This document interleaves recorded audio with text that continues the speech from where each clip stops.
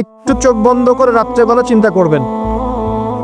মনে করেন আপনার হায়াত 60 বছর। কত বছর? মনে করেন, ফর এক্সাম্পল, চোখ বন্ধ করবেন আজকে বাসায় গিয়ে ঘুমানোর সময়, দোয়া দুরূদ পড়ে চোখটা বন্ধ করে ভাববেন আদনান ভাই কথাটা বলে গেছে, একটু ভাবি। এইটুক যদি ভাবতে পারেন আজকে বাসায় গিয়ে, আজকে ওয়াজ আমার সফল ইনশাআল্লাহ। এই যে 200 কিলো আসছি, আবার 200 কিলো যাবো, ইনশাআল্লাহ সফল। কি ভাববেন প্রিয় ভাই? আমিও কিন্তু তরুণ, আমি কিন্তু বুড়া হয়ে যাই নাই। বুড়া হয়ে গেছে এখনো? আচ্ছা, আপনিও তরুণ। তরুণরা একটু ভাবে, চোখ বন্ধ করে ভাববেন যে আল্লাহ পাক আপনাকে সৃষ্টি করেছিলেন আল্লাহর ইবাদত করার জন্য। সূরা জারিয়াত 56 নম্বর আয়াত, ওয়া মা খালাকতুল জিন্না ওয়াল ইনসা ইল্লা লিয়াবুদুন। 1 2 আল্লাহ পাক আপনাকে সৃষ্টি করেছিলেন যাতে করে আল্লাহর দ্বীনটাকে আপনি আল্লাহর জমিনে প্রচার করেন, প্রসার করেন, প্রতিষ্ঠা লাভ করেন। এই দুইটা আপনার কাজ ছিল। এখন আপনার বয়স হয়ে গেছে 30 বা 25, ধরে নেন যে আপনার হায়াত 60 বছর। তার মানে আপনার জীবনে বাকি আছে এখন 30 বছর। এই যে 30 বছর আপনি নষ্ট করেছেন বা চলে গেছে, চোখ বন্ধ করে চিন্তা করবেন এই 30 বছরে কত ওয়াক্ত নামাজ পড়েছেন, কতদিন রোজা রেখেছেন, এই 30 বছরে 30টা আয়াত আপনি পড়েছেন কিনা, এই 30 বছরে 30টা সূরা আপনি শিখেছেন কিনা, 30 বছরে আপনি 30টা ইসলামিক বই পড়েছেন কিনা, আপনি নবীর 30টা হাদিস পড়েছেন কিনা, 30 দিন জামাতের সাথে নামাজ পড়েছেন কিনা, 30 দিন দিনের দাওয়াত দিয়েছেন কিনা, 30টা দিন দান সদকা করেছেন কিনা। আমি খুব বেসিক কথা বলছি, আমি বলিনি আপনি 30 দিন 30টা যুদ্ধ করেছেন কিনা, এই কথা বলিনি। আর আপনি বেসিক কথা বলছি, একদম বেসিক প্রাইমারি কথা।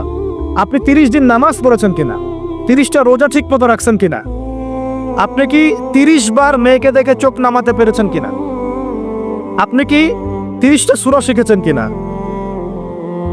30 বার আপনি কি রাসূলের জীবনী পড়েছেন কিনা, তার হাদিস পড়েছেন কিনা, আপনি কি নবী সাল্লাল্লাহু আলাইহি ওয়াসাল্লামের স্ত্রীদের নাম জানেন কিনা, তার জীবনী জানেন কিনা, আকীদা কি জিনিস আপনি জানেন কিনা, 30টা মাসলা মাসাইল আপনি বোঝেন কিনা। আপনি চিন্তা করবেন, এই একটা চিন্তা আপনার জীবনটাকে বদলে ফেলবে ইনশাআল্লাহ।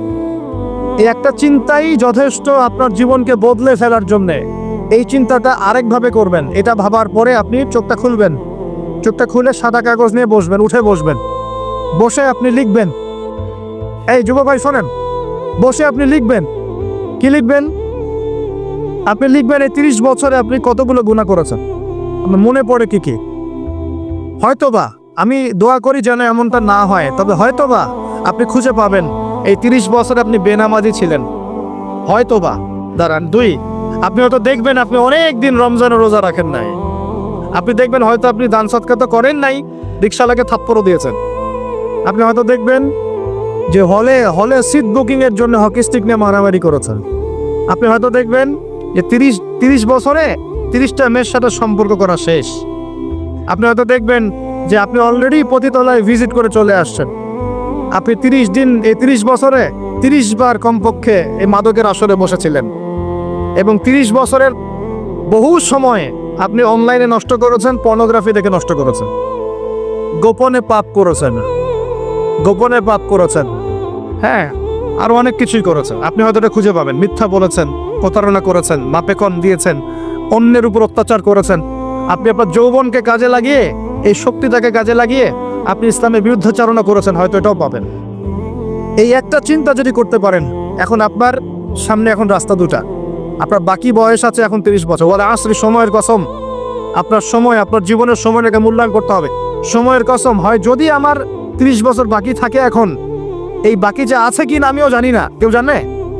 অনিশ্চিত পরীক্ষার হল, কেউ জানে না খাতা কখন কেড়ে নেওয়া হবে। আর এটা কারাগারের জীবন, মানে কারাগারে বসে কেউ নিজের মন গড়া পদ্ধতিতে চলতে পারে না, যেরকম রুটিন সেরকম চলতে হয়।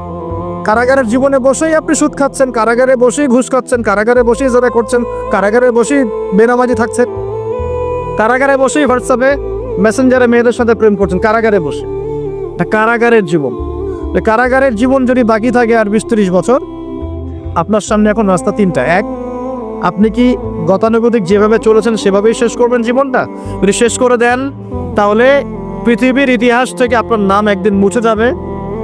আপনি একাই কবরে শুয়ে থাকবেন, আপনার আত্মা ইল্লিনে না গিয়ে সিজ্জিনে চলে যাবে। পৃথিবীর কোনো মানুষ আপনাকে মনে রাখবে না। আপনি একা একাই আযাব ভোগ করতে থাকবেন, কেউ আপনাকে বাঁচাতে আসবে না, শেষ। এবং এই আযাব একবার শুরু হলে কোনোদিনও শেষ হবে না, কোনোদিনও না, কবরেও, হাসরেও, বারজাখেও এবং আপনার জাহান্নামেও। এটা একটা অপশন। 2 নম্বর অপশন, আপনি নিজেকে সংশোধন করলেন, সংশোধন করে গতানুগতিক মুসলিম হলেন। গতানুগতিক মুসলিম কেমন? হ্যাঁ, তওবা করেছি, এখন আমি মাশাআল্লাহ 5 ওয়াক্ত নামাজ টুকটাক পড়ার চেষ্টা করি, আমি মিথ্যা কথা বলি না, আমি হালাল খাওয়ার চেষ্টা করি, হ্যাঁ, আমি পার্ট টাইম কিছু দাওয়াতি কাজ করি, এবং আমি আমার পরিবার নিয়ে সুখে শান্তিতে বসবাস করার চেষ্টা করছি। আমি কোনো ঝুঁকির মধ্যে যাই না, ঝুঁকিতে যাই না, মানে আমি সৎ কাজেও আদেশ করি কিন্তু ঝুঁকিতে যাই না, মানে কোনো কিছু, এমন কোনো কিছু করি না যাতে আমার উপর কোনো বিপদ আসবে, এটাতে আমি যাই। এটা গতানুগতিক মুসলিম চলছে। আর একটা হচ্ছে সমাজ পরিবর্তনকারী মুসলিম। এরা কেমন? এরা নিজেরা তো জ্ঞান অর্জন করেই এবং জ্ঞান অনুযায়ী আমলও করে, তারা সৎ কাজে আদেশও করে, একই সাথে অসৎ কাজে নিষেধও করে, সত্যটাকে নির্ভীকতার সাথে, সাহসিকতার সাথে, হিকমার সাথে সবার সামনে উপস্থাপন করে, আল্লাহর কাছে দোয়া করে এবং সমাজটাকে পরিবর্তন করে ফেলার চেষ্টা করে। এরা হচ্ছে আহসান, সবচেয়ে উত্তম শ্রেণী। কিভাবে বললাম উত্তম শ্রেণী? নবীজি বলছে তোমাদের সামনে একটা জামানা আসবে, এটাও শেষ জামানা হাদিস। তোমাদের সামনে একটা জামানা আসবে, জামানা সবরিন, কঠিন সবরের জামানা, ঈমান ধরে রাখা হাতে জ্বলন্ত আগুন ধরে রাখার মতো হবে। ওই সময় যদি তোমরা কেউ আমার সুন্নতের উপর অটল থাকতে পারো, আমার মৃত সুন্নতকে আবার জীবিত করতে পারো, তাহলে 50 জন শহীদ সাহাবীর নেকি পাবে ইনশাআল্লাহ। এরা সমাজ পরিবর্তনকারী মানুষ। আর ইতিহাসে যারা সমাজ পরিবর্তনকারী মানুষ, তাদের জীবনে পরতে পরতে বিপদ আপদ বলা মুসিবত আসবেই। আমার ছোট্ট গবেষণায় 4টা ক্ষেত্র থেকে আসতে পারে যখন আপনি হকের উপর থাকবেন। 1 নাম্বার, প্রথম বাধা চলে আসবে পরিবার থেকে। কোত্থেকে? পরিবার। আপনি গতানুগতিক মুসলিম হলে আপনি সব জায়গায় পার পেয়ে যাবেন, কিন্তু যদি একটু কঠোরতা প্রয়োগ করেন যে আমি একদম কোরআন সুন্নাহর 100% ফলো করতে চাই, আমি এমন না যে নামাজও পড়ি শুধু খাবো, এমন হব না। আমি নামাজও পড়বো, শুধু খাবো না, আমি রোজাও রাখবো, আমি যাকাতও দিব, আমি হজ উমরাও করবো, আল্লাহর বিধানের প্রতি শ্রদ্ধাশীল থাকবো, আমি চেষ্টা করবো ইসলামটা প্রসার করার, প্রতিষ্ঠার চেষ্টা করবো। তখন আপনার প্রথম বাধা আসবে পরিবার থেকে।